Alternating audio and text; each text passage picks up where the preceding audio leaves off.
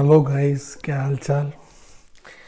So I welcome you all on this largest online learning platform Fun Academy and I am Abhishek. You are on UPSC 101 और इसमें आप NCERT Satish Chandra ये जो screen पे आपके सामने दिख रहा है गाइस, ये आपको पता है कि हम मेडिएवल इंडिया के सतीश चंद्रा यहाँ पे शो कर चुके हैं, ठीक है गाइस।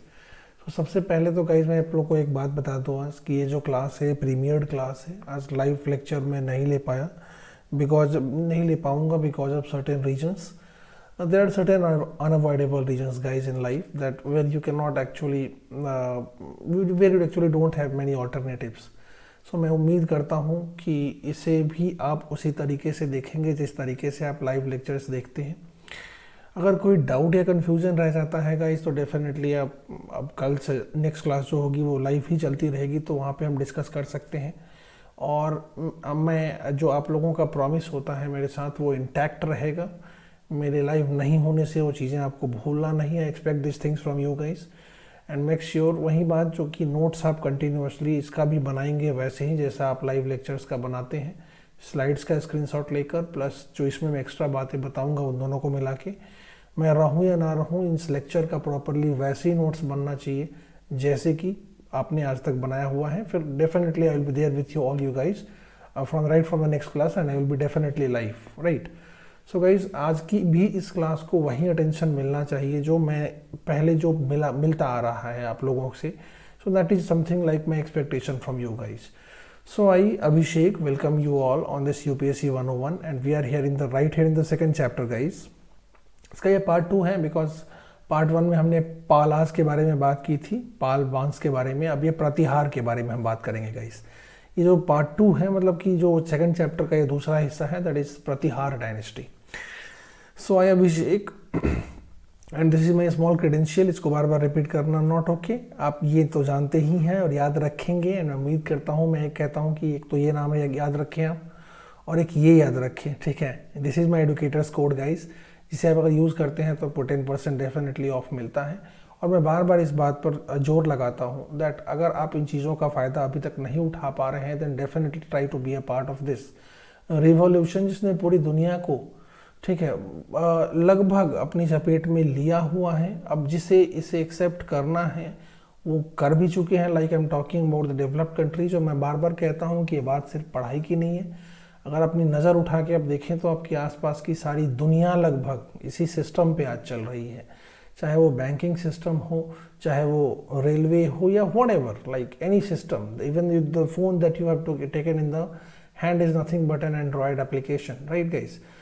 सो आज नहीं तो कल you have to be a part of this system and there is no denials that इस सिस्टम में इतना एडवांटेज है जो डेफिनेटली आप एक्सप्लोर करते हैं तो आप वे अहेड होंगे as compare to your previous traditions, right guys. So definitely be a part of this revolution because like unlimited फायदे हैं आपको इन चीज़ों में. डेली लाइव क्लासेस हैं, स्ट्रक्चर्ड कोर्सेज हैं, you have the test and quizzes, unlimited access to the live classes and structured courses. You have the variety of educators, you have the variety of classes.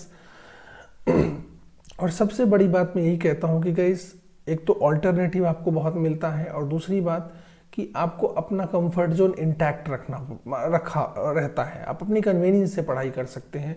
आपके पास बहुत सारे options हैं. चीज़ें मुझे लगता है कि पिछली ट्रेडिशंस में ऑफलाइन की हमारे पास नहीं होती थी कि once you pay and sit into a class, whatever they are providing, you have to be a part of that.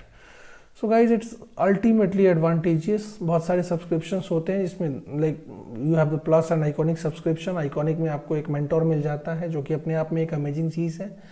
You have like different alternatives and you have the full-fledged course of all the things that you actually need to have in your preparation.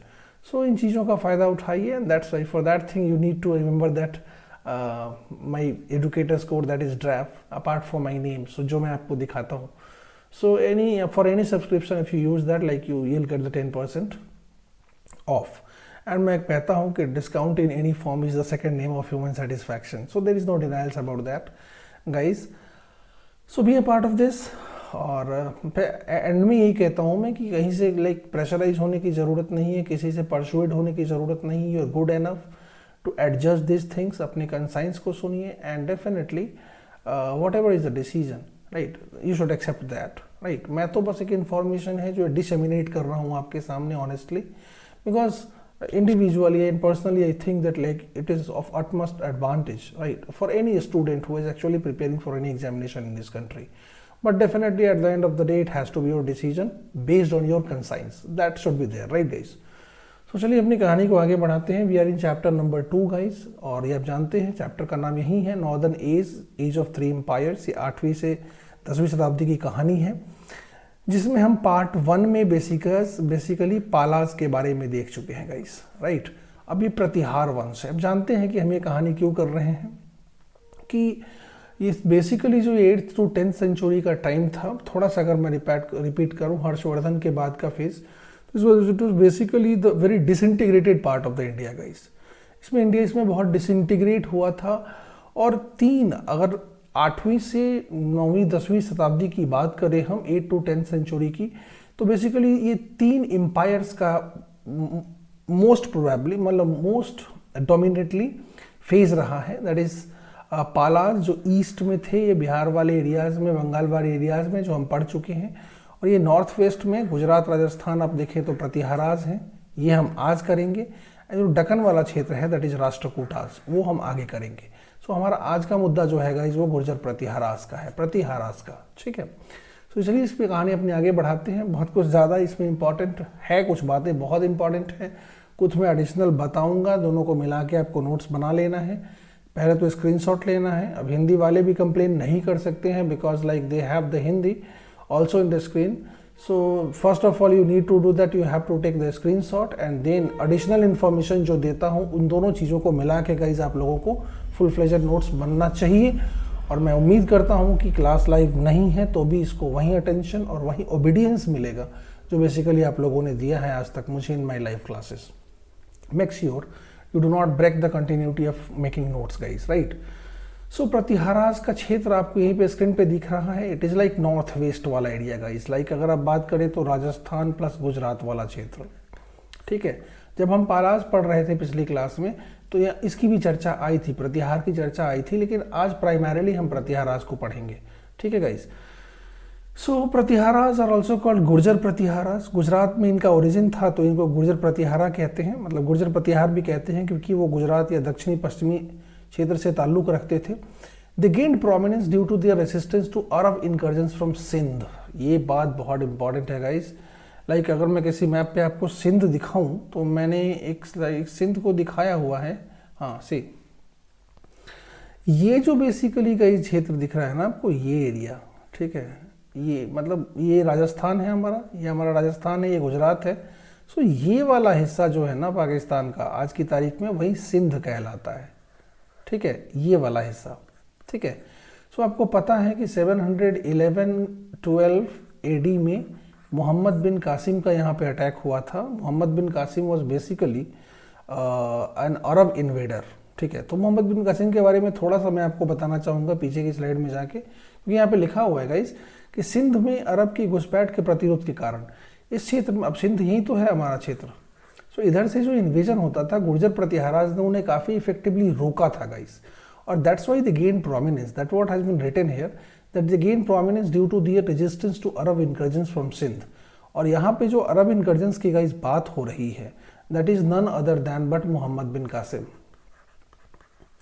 ये बात हम पहले भी देख चुके हैं, वो मोहम्मद बिन कासिम की बात है। अब मोहम्मद बिन कासिम के बारे में कुछ बातें अगर मैं आपको और एडिशनल बताऊं which are very important guys, then that goes like कि मोहम्मद बिन कासिम बेसिकली मैंने कैलिफेट्स की बात की थी गाइस, तो मैंने कैलिफेट्स में बताया था कि 4 कैलिफेट्स का बेसिकली उस इस्लामिक वर्ल्ड में 4 खलीफाओं का नाम बेसिकली इतिहास में लिया जाता है, जिसमें 2 बहुत पॉपुलर हुए और एक सबसे मुख्य रहा, दैट वाज अब्बासिद कैलिफेट। याद होगा आप लोगों को, उम्मीद करता हूँ ये सारी बातें बहुत डिटेल से हो चुकी हैं। पहला था रशुद्दीन और दूसरा था Umayyad caliphate, if you remember, Umayyad caliphate, ठीक है। उम्मीद करता हूं कि आप लोगों को याद होगा ये उमैयद कैलिफेट, और उमैयद कैलिफेट का ही बेसिक सॉरी गाइस, सो ये जो मोहम्मद बिन कासिम था that was basically he belong to this Umayyad, he was a part of this Umayyad Caliphate. मतलब मैं उम्मीद करता हूँ कि आप लोगों को चारों कैलिफेट का नाम याद होगा और आप लोगों को ये भी याद होगा कि इसमें से सबसे ज़्यादा पॉपुलर कैलिफेट कौन सा रहा था। दैट वाज अब्बासीद कैलिफेट, जिसकी हमने बहुत सारी बातें की थी गाइस। तो उमैयद कैलिफेट का बेसिकली अगर रफली टाइम मैं आपको बताऊं तो इट वाज 662 लाइक 7, आप मान के चलिए बहुत ज़्यादा टाइम नहीं था इनका, 662 लाइक 770 680 एडी रफली, बहुत ज़्यादा पॉपुलर नहीं थे ना फर्स्ट वाले और सेकंड वाले। So what are you need to remember this like that is Muhammad बिन कासिम, जो ये अरब, इसने सिंध को कैप्चर किया था। He was the first Islamic invader to capture this Sindh province. So he belong to the, he was the part of the Umayyad caliphate. और एक बात की जाती है गाइस बैटल ऑफ अरोर की, ठीक है, जो सिंध को इसने कैप्चर किया था, एक सेकंड में बता देता हूँ आप लोगों को। सिंध, ये कुछ एडिशनल इन्फॉर्मेशन है जो आप लोगों को याद रखना है गाइस। इसने जो सिंध को कैप्चर किया था, दैट वाज, कैप्चर करने का पीरियड 712 एडी जो हम कहते हैं, ठीक है, 711 में आया था और 712 में इसने कैप्चर किया था। तो दोनों ईयर को साइमल्टेनियसली यूज किया जाता है। अब एग्जाम में आप ध्यान रखिएगा, एक बैटल का नाम लिया जाता है बैटल ऑफ अरोर, ठीक है। Aror is in present day Pakistan, क्योंकि ये सिंध भी जिसका हम बात कर रहे हैं वो पाकिस्तान में ही तो है, ये देख रहे हैं आप। सो एक बैटल ऑफ अरोर का नाम लिया जाता है 712 में। ये वही बैटल है जिसमें मोहम्मद बिन कासिम ने सिंध के अंतिम हिंदू शासक, ठीक है, दहिर सेन को हराया था। बहुत इंपॉर्टेंट बातें हैं, ध्यान रखिएगा। ये सब वही चीज़ है जो आप लोगों को पता नहीं चलता है कि पता नहीं हिस्ट्री में कहाँ से गया ये। सो सिंध का लास्ट हिंदू शासक दैट वाज दहिर सेन, इसी को मोहम्मद बिन कासिम ने 712 एडी में बैटल ऑफ अरोर कहते हैं। वो पाकिस्तान का एक जगह है आज भी, सिंध में ही, वहाँ पे सिंधु नदी के तट पर, सिंधु यहाँ से बह के ऐसे जाती है ना सिंधु, सो सिंधु नदी के तट पर 5-6 छोटे छोटे बहुत आउटस्टैंडिंग इन्फॉर्मेशन है जो मैंने आप लोग को बता दिया। उसकी मोहम्मद बिन कासिम ने 712 एडी में जो सिंध को ऑक्यूपाई किया था, वो एक्चुअली सिंध के लास्ट हिंदू शासक दाहिर सेन को हराकर, और उस बैटल का नाम था बैटल ऑफ अरोर, जो सिंधु नदी दैट इज इंडस के बैंक्स पर लड़ा गया था। So that what actually is being told guys. ध्यान रखिएगा, ये बातें जरूर नोट्स में लिखिएगा आपने, ठीक है, किताबों में नहीं मिलेंगी और एग्जाम में जरूर आएगा। सो दे गेन प्रोमिनेंस बिकॉज अब इधर से इनकर्जन होता था तो प्रतिहारा इधर ही पड़ जाते थे। So that's why it has been written like that they gain prominence due to their resistance to Arab incursions from Sindh. ये क्लियर है, आगे बढ़ते हैं। अब नॉर्मल सी बात है कि ये क्षेत्र इनका है, गुर्जर प्रतिहाराज का ये क्षेत्र रहा है, ठीक है। सो ये मालवा प्लेट्यू का क्षेत्र अगर आप देख रहे हैं, मैंने मैप में भी दिखाया है, मालवा के पठार, मतलब लाइक गुजरात और राजस्थान का कॉमन एरिया, थोड़ा सा विंध्याचल के ऊपर वाला क्षेत्र, ये मालवा प्लेट्यू, ये विंध्याचल, ये आपका विंध्याचल है, ये सतपुरा है, पहाड़ियाँ जो देख रहे हैं। सो इसी के ऊपर ये क्षेत्र मालवा प्लेट्यू कहा जाता है, इफ़ यू रिमेंबर, ठीक है। सो ये क्षेत्र पर कैप्चर करना, और फिर आगे जो गंगटिक, मतलब मालवा प्लेट्यू का क्षेत्र तो आपका ये हो गया ना, ठीक है, और ये गंगटिक वैलीज में आगे ईस्ट की तरफ बढ़ना, अपर गंगटिक वैलीज, मतलब फर्टाइल एलोवियल सॉइल, उपजाऊ भूमि थी। आपको पता है कन्नौज ही तो इस तीनों वंशों के लड़ाई का या स्ट्रगल का सबसे बड़ा रीजन रहा था, बात मैं कर चुका हूँ। ये कन्नौज की स्थिति 8वीं 9वीं या 10वीं शताब्दी में बिल्कुल ऐसी रही है जैसे दिल्ली की बाद में आगे चल के बनी थी, राजधानी की तरह। सो जो प्रतिहार के ये जो Malwa plateau, that is Malwa plateau, और ये जो गंगटिक वैली में ईस्ट की तरफ बढ़ने का जो इंटेंशन था, that was defeated bye Rashtrakuta ruler. Rashtrakuta हम पढ़ेंगे आगे, दक्कन वाला जो क्षेत्र था उधर राष्ट्रकूट थे। So that was defeated by Dhruva, Rashtrakuta शासक, एंड गोपाल 3, ठीक है, ध्रुवा एंड गोपाल 3, ये जो राष्ट्रकूट शासक थे, ठीक है, इनके द्वारा, मतलब ये जो बेसिकली इंटेंशंस थे प्रतिहार के, मालवा प्लेट्यू को क्षेत्र को कब्जा करना और बेसिकली गंगटिक वैली में आगे की तरफ बढ़ना, कन्नौज की ओर, और कन्नौज से आगे बालाज की ओर बढ़ना, that was controlled by primarily, एक नाम जरूर याद रखिएगा, ये गोपाल 3 नहीं भी याद रहे तो, राष्ट्रकूट शासक Dhruva. He is a very important Rashtrakuta ruler में ध्रुवा का नाम बहुत आगे आता है। So that you need to, देखिए सारी बातें अभी याद हो जानी चाहिए। जैसे पाल में बोला था मैंने कि आप लोगों को 3 नाम थे याद रखने थे और बाकी सारी बातें वहीं पे याद कर ली थी। तो इसमें कुछ नहीं है, अभी तक नाम तो कोई आया नहीं है, ठीक है। एक नाम आया राष्ट्रकूट रूलर ध्रुवा का याद रखना है, गोपाल 3 नहीं भी याद रहे, इट्स ओके, ठीक है। सो ध्रुवा ने डिफीट किया था प्रतिहाराज को, ये आपको दिमाग में रखना है। लगभग टाइम पीरियड क्या है, 8th सेंचुरी याद रखिए, 790 एंड एक बार 790 में एडी में और एक बार 806-7 एडी में, ठीक है। सो ये गोपाल 3 नहीं भी याद रहे, इट्स ओके। ध्रुवा का नाम बहुत याद रखना है, क्योंकि हम राष्ट्रकूट में पढ़ेंगे तो देखेंगे कि Dhruva is like an outstanding, one of the outstanding rulers in the Rashtrakuta dynasty, ठीक है। अब आगे बढ़िए, आगे बढ़ेंगे नेक्स्ट स्लाइड पे आप तो देखेंगे फाउंडर का नाम लिया जाता है, an amazing ruler in the history of the Pratihara dynasty, he has been none other than but the Raja Bhoj कहते हैं इन्हें। The founder and the greatest ruler of the dynasty was the Bhoj by 836 AD. देखिए कितनी इंपॉर्टेंट बात है, कन्नौज का नाम जब हम लेते हैं इस समय 9th एंड 10th सेंचुरी में ट्राईपार्टाइट स्ट्रगल जो ये प्रतिहार, पालाज और राष्ट्रकूट के बीच में चल रहा है, तो उसमें कन्नौज ही सबसे इंपॉर्टेंट रीजन रहा था। और ये डिस्कस हो चुका है पाला डायनेस्टी जब हम पढ़ रहे थे तो। सो 836 एडी तक आते आते भोज ने कन्नौज को एक्वायर कर लिया, ठीक है, एक्वायर कर लिया, और लगभग अगले 100 सालों तक प्रतिहार वंश की राजधानी बन के रही थी Kannauj. This is like a very important point that you need to remember कि ट्राईपार्टाइट स्ट्रगल में इन्वॉल्व जो तीनों डायनेस्टीज थे, दैट इज पाला, प्रतिहारा एंड दिस राष्ट्रकूट, इनमें से किनकी राजधानी कन्नौज रही है, तो you need to answer this question like Pratihara, ठीक है। And it was done by this great Pratihara शासक, that was the founder of the Pratihara dynasty also, that was king Bhoj, right. फिर उसने ईस्ट की तरफ बढ़ना चाहा, मतलब पालाज की तरफ बढ़ना चाहा, लेकिन he was checked by the पाला रूलर देवपाल, ठीक है। 3 नाम तो हमको पाल डायनेस्टी में याद रखने थे, गोपाल, धर्मपाल एंड देवपाल। सो देवपाल वहीं थे, ठीक है, गोपाल के पौत्र, that you need to remember. Arab यात्रियों ने, अरबियों के अनुसार इनके पास सबसे बेहतरीन घुड़सवार सेना थी। This is one important point that you need to remember कि इन तीनों में, या वो कहते हैं कि उस समय की इंडिया में सबसे बेहतरीन कैवेलरी अगर किसी वंश में थी, साम्राज्य में थी, that was Pratiharas guys, right. So that you need to remember. और एक सबसे इंपॉर्टेंट बात कि कन्नौज को इन्होंने कैप्चर कर लिया था, और कन्नौज लगभग 100 वर्षों तक अगले इनकी राजधानी बन के रही थी। And it was done by that great ruler of the Pratihara dynasty, he was also the founder of the Pratihara dynasty, that was like Raja Bhoj. So ये बातें ध्यान रखिए guys, very important things.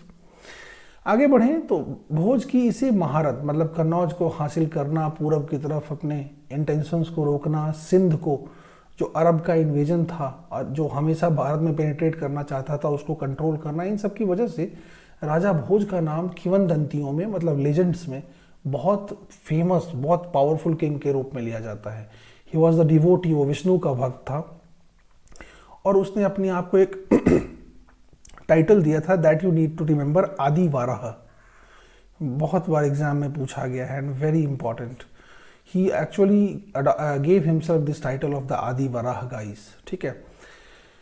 He is sometimes called Mihir Bhoj also, बहुत important नाम है भोज को, मिहिर भोज का नाम जरूर याद रखिएगा, यहाँ पे H होना चाहिए, मिहिर भोज। ये क्यों कहा जाता है, बिकॉज आगे चल के, ठीक है, उसी उज्जैन वाले क्षेत्र में, उज्जैन अगर मैं बताऊं तो आपको मध्य प्रदेश का वेस्टर्न हिस्सा है, मतलब इधर की तरफ उज्जैन है। सो आगे चल के इसी क्षेत्र में उज्जैन में एक और राजा हुए थे, राजा भोज करके, परमार वंश के, परमार डायनेस्टी थी उनकी, पढ़ेंगे इनके बारे में हम बाद में, अभी बाद में आएंगे। सो इन्हीं से डिफ्रेंशिएट करने के लिए हिस्ट्री में इस राजा भोज को, who was the founder of the Pratihara dynasty, उनको मिहिर भोज भी कहा जाता है, that you need to remember. And he gave himself the title of the Adi Varaha and he was a staunch devotee of the lord Vishnu. ये सब बातें बहुत इंपॉर्टेंट है गाइस, किसी भी चीज़ को अंडर एस्टिमेट मत कीजिएगा। मैं बार बार कहता हूँ कि ये वही एरियाज हैं जो आपसे एग्जाम में क्वेश्चन छुड़वाते हैं, ठीक है। और आज आपके साथ मैं लाइव नहीं हूँ, मैं आपसे बातें नहीं कर रहा हूँ, बट मैं बार बार कह रहा हूँ कि जिस परंपरा का निर्वाह हम अपनी क्लासेस में करते हैं, बातचीत करना, डाउट सॉल्व करना, देखना और प्रॉपरली नोट्स बनाना, स्लाइड के स्क्रीनशॉट्स लेकर, एंड देन आफ्टर जो अलग अलग बातें मैं बताता हूँ, लाइक दिस बैटल ऑफ अरोर मैंने बताया, मैंने मोहम्मद बिन कासिम के बारे में कुछ ऐसी इन्फॉर्मेशन बताई जो डेफिनेटली नहीं पता थी आपको आज तक, क्योंकि उसके अलावा, उस नाम के अलावा और कुछ हम पढ़ते ही नहीं है। So I told you that he belong to Umayyad dynasty, Umayyad caliphates, battle of Aror, Raja Dahir Sen, Sindh का अंतिम हिंदू शासक, ये सारी जो एडिशनल बातें आपको रफ में लिखनी होती है और एंड में आपको दोनों को मिलाकर अच्छे से नोट्स बनाना होता है। So expect right from the core of my heart that ये परंपरा का निर्वाह आज भी हो रहा होगा, even if I am not live with you guys, right. Bhoj की मृत्यु भारतीय इतिहास के अनुसार लगभग 885 ईस्वी में हुई, ठीक है, और उसके बाद उनके पुत्र महेंद्रपाल प्रथम ये राजगद्दी पर बैठे, ठीक है। महेंद्रपाल के जुड़े हुए कुछ अभिलेखों का जिक्र हमें काठियावाड़ मतलब गुजरात का क्षेत्र कहा जाता है गाइस। अब अगर आप लोगों को बताऊं मैं, तो ये गुजरात है, तो गुजरात एक्चुअली 2 पेनिनसुलास, ऊपर वाले को कच्छ पेनिनसुला कहते हैं और नीचे वाले को काठियावाड़ पेनिनसुला कहते हैं। सो काठियावाड़ मतलब गुजरात ही होता है, ध्यान रखिएगा, ठीक है। सो महेंद्रपाल के कुछ अभिलेख पाए जाते हैं काठियावाड़ के इंस्क्रिप्शंस में, ईस्ट पंजाब और लेक अवध वाला हिस्सा मतलब ये यूपी वाला लखनऊ वाला हिस्सा, लखनऊ को एंशिएंट टाइम्स में अवध कहते थे। और गाइस ध्यान रखिए यही हमारा कन्नौज है, ये इंद्रप्रस्थ है, आगे चल के दिल्ली बनेगी, ठीक है। और ये पूरा आपका पिंक वाला गुर्जर प्रतिहाराज का क्षेत्र दिख रहा है, लगभग पाराज को इन्होंने टच कर लिया था, लेकिन पीछे मैंने आपको बताया कि दैट देवपाल, दैट पाला रूलर, उन्होंने कंट्रोल किया था। और फिर राष्ट्रकूट के शासक ने इन्हें हराया भी था, दैट इज ध्रुवा, जिसका नाम मैंने एम्फेसाइज किया था कि आप लोग को दिमाग में रखना है। कश्मीर की तरफ भी इनके इरादे बढ़े थे, लेकिन वो बहुत कुछ नहीं कर पाए थे। महेंद्रपाल जो इनके पुत्र थे भोज के, मिहिर भोज के, he had a battle with Kashmir king but could not do much. तो प्रतिहार का जो बेसिकली डोमिनेशन का टाइम था वो बेसिकली यही था, 9th to middle of 10th century, that you need to keep in mind. बहुत दिनों तक ज़्यादा नहीं चले थे, लेकिन लगभग 125 साल तक ये साम्राज्य बसा था और इनको राष्ट्रकूट ने अंत में समाप्त कर दिया था। एक बार तो आक्रमण ध्रुव की बात हो ही गई, आगे मैं बता देता हूँ आपको। और मैंने पहले ही बताया था पाल वाली क्लास में कि इन तीनों में सबसे ज़्यादा दिन अगर किसी की आयु रही तो वो राष्ट्रकूट वंश की रही, जो हमें नेक्स्ट क्लास में पढ़ना है गाइस, ठीक है। So all clear.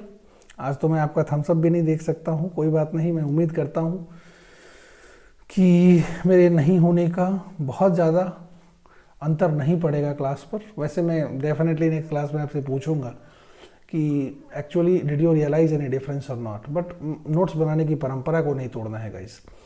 अल मसूदी साहब दिख रहे हैं आपको स्क्रीन पर। अल मसूदी एक अरब यात्री था, ये नेटिव ऑफ बगदाद, वहीं इराक ईरान वाला क्षेत्र। सो वो उसने विजिट किया था in 915 and 16 AD and testifies the great prestige of the Pratihara. मतलब प्रतिहार रूलर के दौरान इन्होंने प्रतिहार किसके दौरान एक्चुअली वो आए थे, that is not very true and that is not very clear. मतलब टाइम फ्रेम तो कोई ज़रूरी भी नहीं, मतलब आपको याद रखना है कि जो अरबी यात्री अल मसूदी था वो बेसिकली प्रतिहारों के दौरान गुजरात में आया था और उसने गुजरात के बारे में बहुत सारी इन्फॉर्मेशन दी थी, ठीक है। जैसे उन्होंने गुजरात को एक अरबिक, मतलब इराक का था तो भाषा क्या रहेगी, Urdu, that is Arabic. So उन्होंने नाम दिया था इराक को एक, and that was al Juzr, ये ध्यान रखिएगा, ठीक है।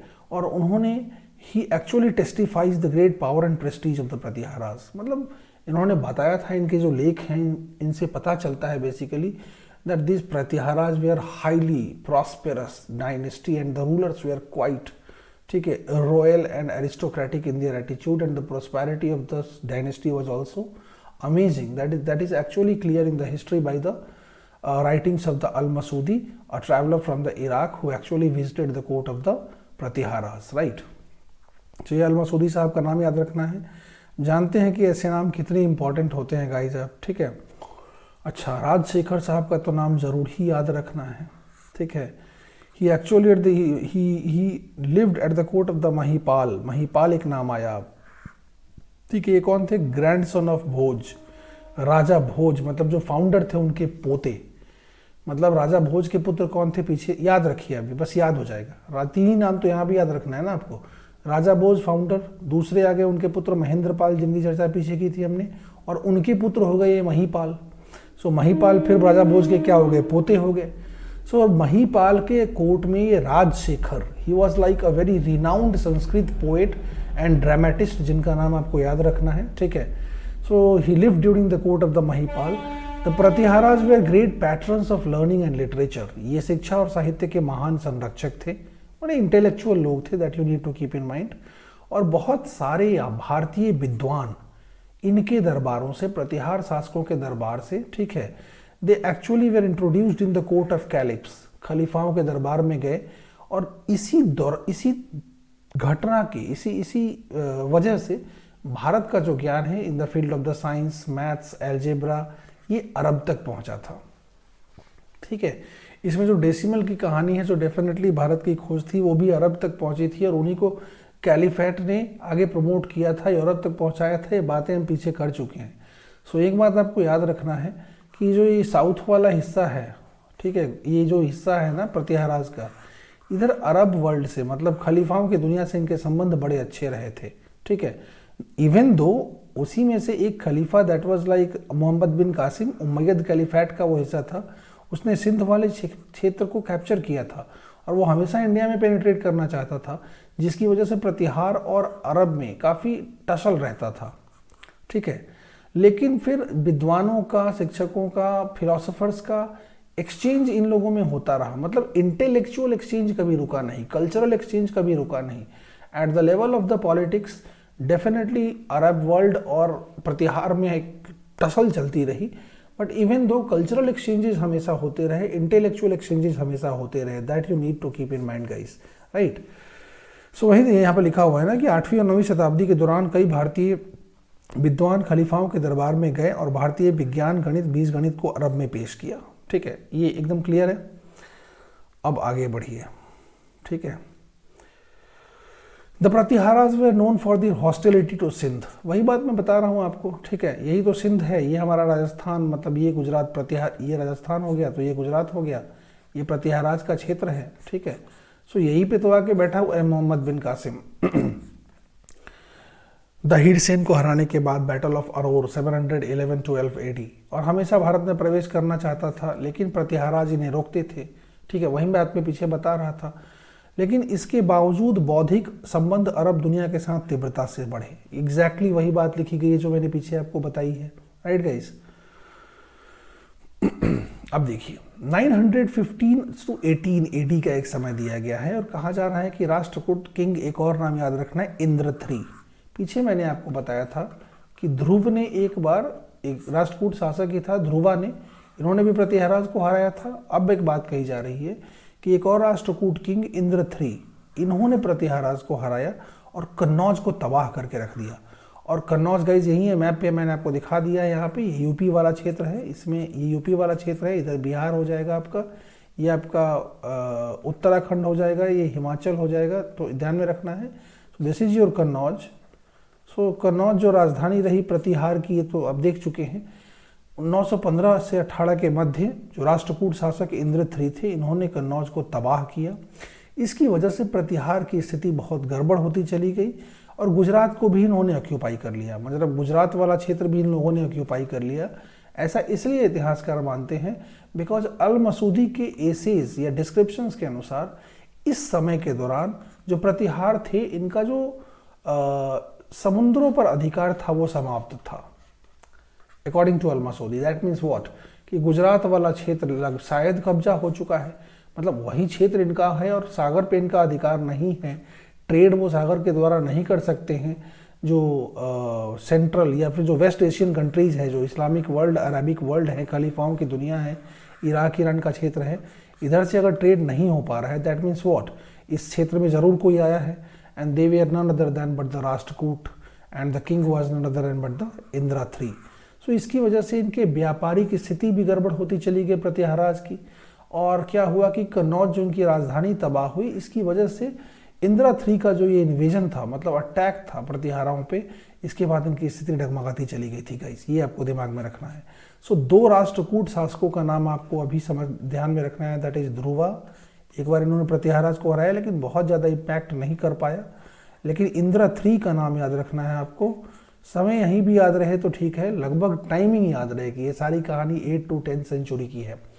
सो इन्होंने कन्नौज को तबाह किया, कन्नौज जो उनकी राजधानी थी, और इनका जो है एक तरीके से आधे प्रतिहार वंश को इसने अपने कब्जे पे, गुजरात वाला क्षेत्र तो कब्जे में कर ही लिया था, राइट। सो ये क्लियर हो गया गाइस। आगे बढ़ जाइए।